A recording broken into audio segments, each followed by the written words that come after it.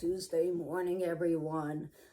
Hi, Phyllis. Hi, Kathy. I hope you're having a nice day, and I will see you soon at yoga. I'm looking forward to that. Everything is going well here. I'm trying to think. Well, last night we watched Jeopardy, which I love, and the Jamie Ding is still winning. He's so smart. It's unbelievable. I can't get over these people when I see them on Jeopardy. Not just that they're so smart, but that they can come up with the answer so quickly, because I know the answers a lot of the time, and a lot of the time I do come up with them quickly, but not always. Sometimes I'm like, I know it. Let me think. And by then someone's rung in and given the answer. So that's why I know if I was actually on Jeopardy, I wouldn't do that well. Plus, I know that if I was on it, they would have all the categories I'm not good at, like geography and sports. That would make me so nervous, and I'd be standing there going, I don't know any of this. How am I going to pick a category? They're all the ones I don't do well at. So, okay, it is time for me to read the next chapter in Sense and Sensibility by Jane Austen, because it's time for Stories for Grown-Ups with Paula. So we are up to chapter 19. Wow. Okay. Edward remained a week at the cottage. He was earnestly pressed by Mrs. Dashwood to stay longer, but as if he were bent only on self-mortification, he seemed resolved to be gone when his enjoyment among his friends was at the height. His spirits during the last 2 or 3 days, though still very unequal, were greatly improved. He grew more and more partial to the house and environs, never spoke of going away without a sigh, declared his time to be wholly disengaged, even doubted to what place he should go when he left them. But still, go he must. Never had any week passed so quickly he could hardly believe it to be gone. He said so repeatedly. Other things he said too, which marked the turn of his feelings and gave the lie to his actions. He had no pleasure at Norland.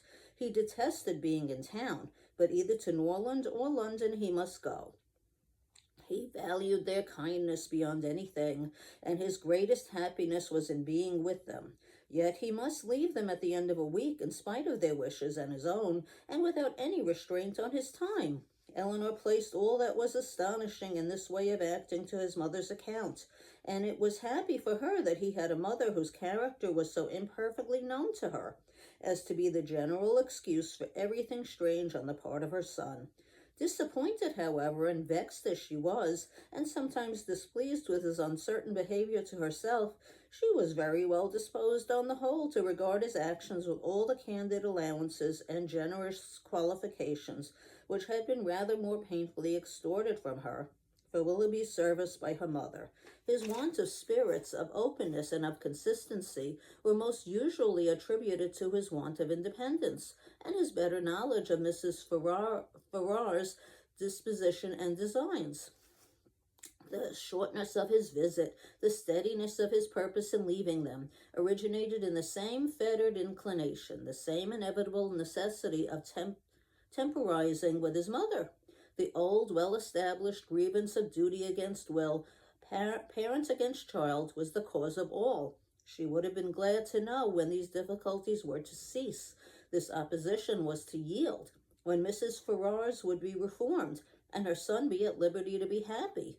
But from such vain wishes she was forced to turn for comfort to the renewal of her confidence in Edward's affection, to the remembrance of every mark of regard in look or word which fell from him while at Barton, and above all to that flattering proof of it which he constantly wore round his finger.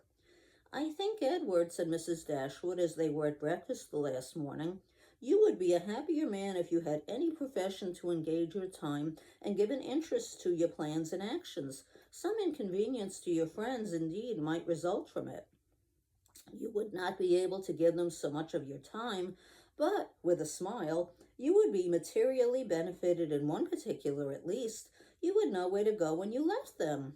I do assure you, he replied, that I have long thought on this point as you think now. It has been and is and probably will always be a heavy misfortune to me that I have had no necessary business to engage me, no profession to give me employment, or afford me anything like independence.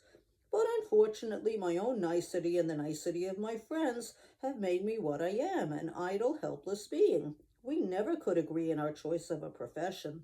I always preferred the church, as I still do. But that was not smart enough for my family. They recommended the army. That was a great deal too smart for me. The law was allowed to be genteel enough. Many young men who had chambers in the temple made a very good appearance in the first circles and drove about town in very knowing gigs. But I had no inclination for the law, even in this less abstruse study of it, which my family approved. As for the Navy, it had fashion on its side, but I was too old when the subject was first started to enter it.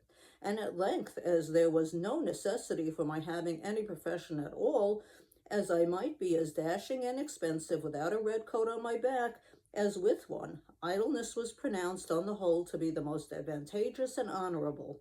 And a young man of 18 is not in general so earnestly bent on being busy as to resist the solicitations of his friends to do nothing.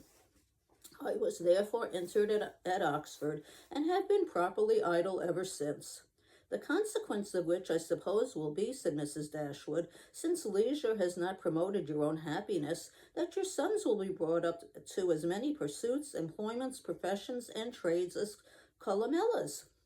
They will be brought up, said he in a serious accent, to be as unlike myself as is possible, in feeling, in action, and condition, in everything.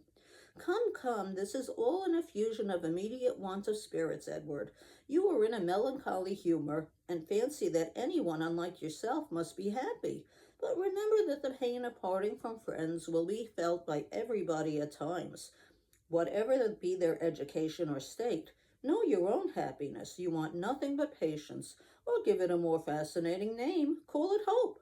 Your mother will secure to you in time that independence you are so anxious for. It is her duty, and it must ere long become her happiness to prevent your whole youth from being wasted in discontent. How much may not a few months do? I think, replied Edward, that I may defy many months to produce any good to me.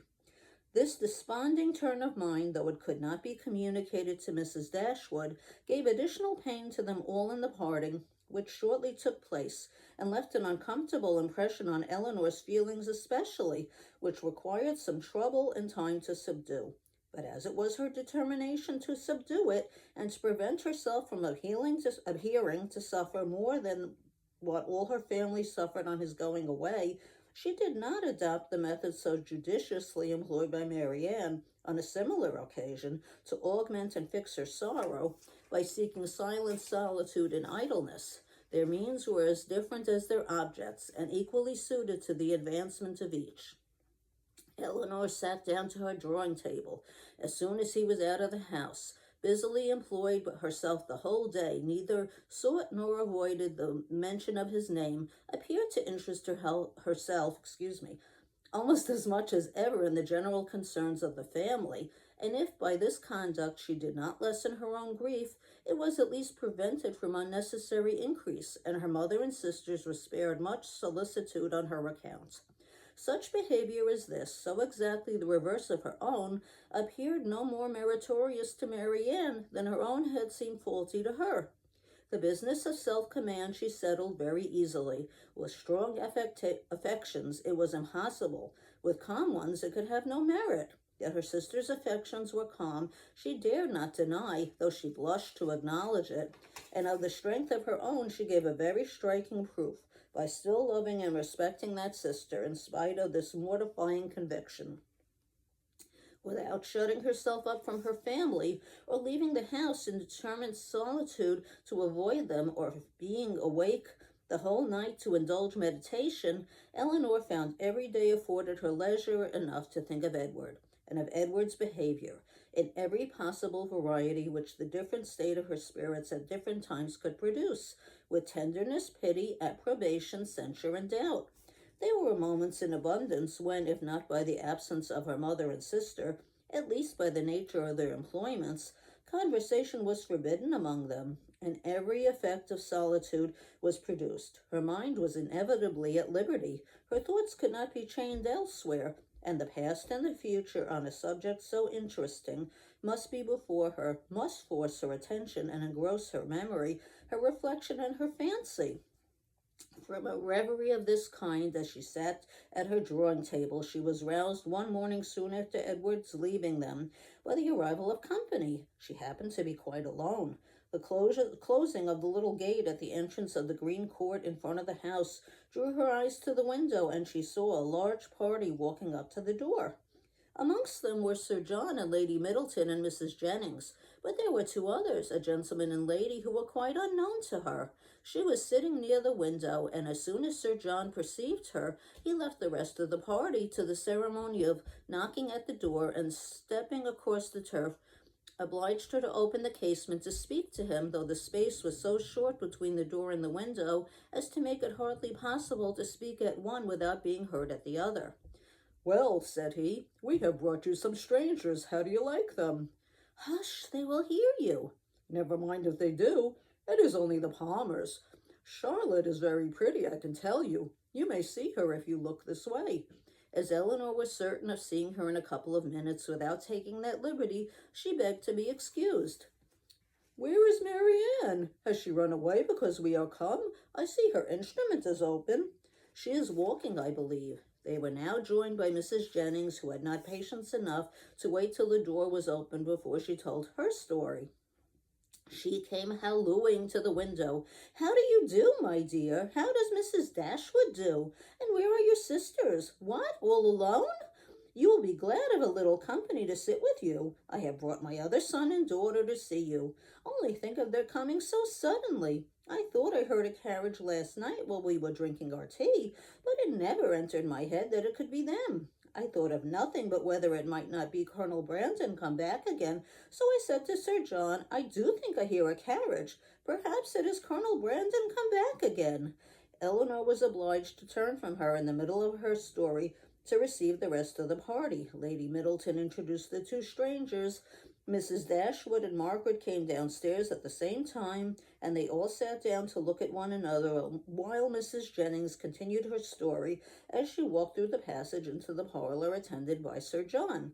Mrs. Palmer was several years younger than Lady Middleton, and totally unlike her in every respect. She was short and plump, had a very pretty face, and the finest expression of good humor in it that could possibly be. Her manners were by no means as elegant as her sister's, but they were much more prepossessing. She came in with a smile, smiled all the time of her visit except when she laughed, and smiled when she went away. Her husband was a grave-looking young man of 5 or 26, with an air of more fashion and sense than his wife, but of less willingness to please or be pleased. He entered the room with a look of self-consequence, slightly bowed to the ladies without speaking a word, and after briefly surveying them in their apartments, took up a newspaper from the table and continued to read it as long as he stayed. Mrs. Palmer, on the contrary, who was strongly endowed by nature with a turn for being uniformly civil and happy, was hardly seated before her admiration of the parlor and everything in it burst forth. "Well, what a delightful room this is! I never saw anything so charming. Only think, Mamma, how it has improved since I was here last. I always thought it such a sweet place, ma'am," turning to Mrs. Dashwood, "but you have made it so charming. Only look, sister, how delightful everything is. How I should like such a house for myself. Should not you, Mr. Palmer?" Mr. Palmer made her no answer, and did not even raise his eyes from the newspaper. "Mr. Palmer does not hear me," said she, laughing. "He never does sometimes. It is so ridiculous." This was quite a new idea to Mrs. Dashwood. She had never been used to find wit in the inattention of anyone, and could not help looking with some surprise at them both. Mrs. Jennings, in the meantime, talked on as loud as she could, and continued her account of their surprise the evening before on seeing their friends without ceasing till everything was told. Mrs. Palmer laughed heartily at the recollection of their astonishment, and everybody agreed 2 or 3 times over that it had been quite an agreeable surprise. "You may believe how glad we all were to see them," added Mrs. Jennings, leaning forward towards Eleanor, and speaking in a low voice as if she meant to be heard by no one else, though they were seated on different sides of the room. But however, I can't help wishing they had not traveled quite so fast, nor made such a long journey of it, for they came all round by London upon account of some business. For you know, nodding significantly and pointing to her daughter, it was wrong in her situation. I wanted her to stay at home and not this and rest this morning. But she would come with us. She longed so much to see you all. Mrs. Palmer laughed and said it would not do her any harm. She expects to be confined in February, continued Mrs. Jennings. Lady Middleton could no longer endure such a conversation and therefore exerted herself to ask Mr. Palmer if there was any news in the paper. No, none at all, he replied and read on. Here comes Marianne, cried Sir John. Now, Palmer, you shall see a monstrous pretty girl. He immediately went into the passage, opened the front door, and ushered her in himself. Mrs. Jennings asked her as soon as she appeared if she had not been to Allenham, and Mrs. Palmer laughed so heartily at the question as to shew she understood it. Mr. Palmer looked up on her entering the room, stared at her some minutes, and then returned to his newspaper. Mrs. Palmer's eye was now caught by the drawings which hung around the room. She got up to examine them. Oh, dear, how beautiful these are. Well, how delightful. Do but look, Mamma, how sweet. I declare they are quite charming. I could look at them forever. And then sitting down again, she very soon forgot that there were any such things in the room. When Lady Middleton rose to go away, Mr. Palmer rose also, laid down the newspaper, stretched himself, and looked at them all round. My love, have you been asleep? Said his wife, laughing. He made her no answer, and only observed, after again examining the room, that it was very low-pitched, and that the ceiling was crooked. He then made his bow and departed with the rest. Sir John had been very urgent with them all to spend the next day at the park. Mrs. Dashwood, who did not choose to dine with them oftener than they dined at the cottage, absolutely refused on her own account. Her daughters might do as they pleased, but they had no curiosity to see how Mr. and Mrs. Palmer ate their dinner, and no expectation of pleasure from them in any other way. They attempted, therefore, likewise to excuse themselves. The weather was uncertain and not likely to be good, but Sir John would not be satisfied. The carriage should be sent for them, and they must come. Lady Middleton, too, though she did not press their mother, pressed them. Mrs. Jennings and Mrs. Palmer joined their entreaties. All seemed equally anxious to avoid a family party, and the young ladies were obliged to yield. Why should they ask us? Said Marianne as soon as they were gone. The rent of this cottage is said to be low, but we have it on very hard terms. If we are to dine at the park whenever anyone is staying, either with them or with us, they mean no less to be civil and kind to us now, said Eleanor, by these frequent invitations than by those which we received from them a few weeks ago. The alteration is not in them, if their parties are grown tedious and dull. We must look for the change elsewhere. Well, it's getting more and more interesting, isn't it? I think so. So I hope you enjoy the rest of your day today. Enjoy the nice weather, and I will see you all soon. Don't forget to follow me because I'm fun. You can find Stories for Grown-Ups with Paula on TikTok, Facebook, Instagram, and YouTube. Don't forget to like and subscribe, and don't forget to follow me on TikTok and on Instagram because it's been making me so happy to see how many new followers I'm getting. Enjoy your day, everyone. I'll see you soon. Bye-bye.